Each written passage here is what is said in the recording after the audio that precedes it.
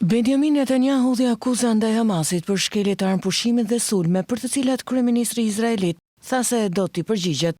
Nga ana e tij, presidenti amerikan Donald Trump tha se faza e dytë e planit për paqe në Gaza pritet të ndodhë shumë shpejt. Sipas Time of Israel, Trump u pyet gjatë një aktiviteti se kur do të nisë faza e dytë dhe u përgjigj jo drejt për drejt, duke thënë se procesi po shkon mirë. Ndërkohë në Gaza kanë mbetur 2 trupa nga pengjet e 7 tetorit dhe për këtë Benjamin Netanyahu u zotua se nuk do të ndalen deri në kthimin e tyre.